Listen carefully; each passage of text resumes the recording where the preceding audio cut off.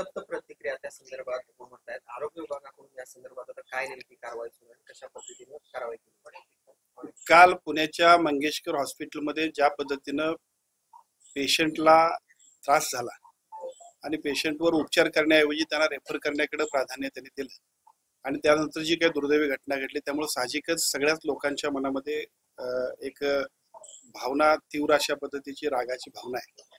आणि निश्चितपणाने ही अतिशय खेदजनक बाब आहे की ज्या वेळेला उपचारासाठी आपल्याकडे लोक येत आहेत त्यावेळेला डॉक्टरांची पहिलं प्राधान्य हे त्याच्यावरती उपचार करणं आहे.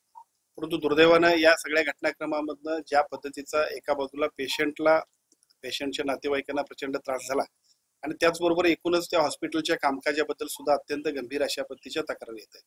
साहजिकच काल ही घटना घडल्यानंतर समाज माध्यमांमध्ये असेल, लोकांच्या मध्ये असेल, ज्या पद्धतीच्या तीव्र भावना आहेत त्यानंतर आपण आरोग्य विभागाच्या वतीनं डेप्युटी डायरेक्टर पुणे यांना सूचना दिलेल्या आहेत आणि या हॉस्पिटलच्या झालेल्या घटनाक्रमाबद्दल आणि एकूणच त्या घटनेच्या अनुषंगानं ज्या काही चुका झाल्या असतील त्याच्याबद्दल योग्य ती चौकशी करण्याचे आदेश दिलेले आहेत. या चौकशीनंतर प्रत्यक्ष जो काय रिपोर्ट येईल त्या रिपोर्ट प्रमाणे हॉस्पिटलवरती जी कायदेशीर कारवाई करायला लागेल ते आपण करणार आहोत. चौकशी समितीचा हा अहवाल नेमका कधीपर्यंत येईल आणि लवकरात लवकर कारवाई होण्यासाठी काय नेमकी?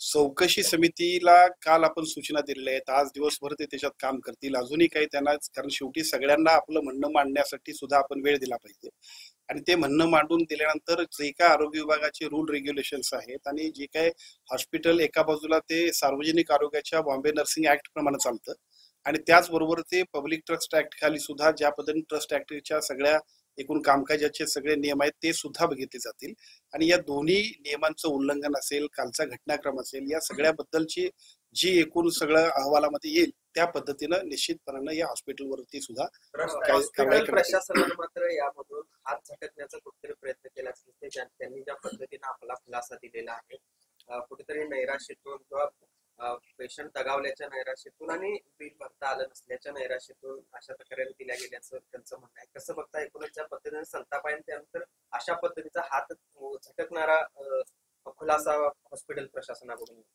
नाही, हॉस्पिटलनं आपला खुलासा करणं हे साहजिक आहे आणि त्यांनी केलाही पाहिजे. आम्ही त्यांना म्हणजे आरोग्य विभागाच्या वतीनं जी काय आमची टीम असेल ते सुद्धा त्यांचं म्हणणं जाणून घेईल, कारण शेवटी प्रत्येक व्यक्तीचं जे त्याचं आपलं म्हणणं आहे ते आपण निश्चितपणाने समजून घेतलं पाहिजे किंवा त्याचं म्हणणं मांडल्यानंतरच आम्ही त्याच्यावरती योग्य त्या पद्धतीनं निर्णय घेतला पाहिजे. परंतु सार्वजनिक दृष्ट्या जर बघितलं तर कुठल्याही आरोग्याच्या सेवेला डॉक्टरांनी नाकारता कामा नये हा सार्वजनिक दृष्टिकोनातून एक साधा संकेत आहे.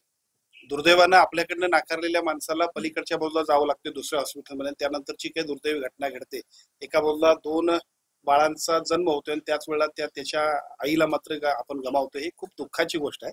त्यामुळे निश्चितपणानं या सगळ्या गोष्टींचा कायदेशीर दृष्ट्या विचार करून किंवा त्या पद्धतीची योग्य त्या पद्धतीची तपासणी करून या संबंधित हॉस्पिटलवरती सुद्धा ज्या शासकीय नियमाप्रमाणे कारवाई करायला लागतील ते आपण करणार आहोत. त्यांनी जो हे केलेलं आहे, त्या लेटर जे काढलेलं आहे त्याच्यामध्ये सरळ त्या पालकांना किंवा त्या नातेवाईकांनाच जबाबदार धरलेला आहे.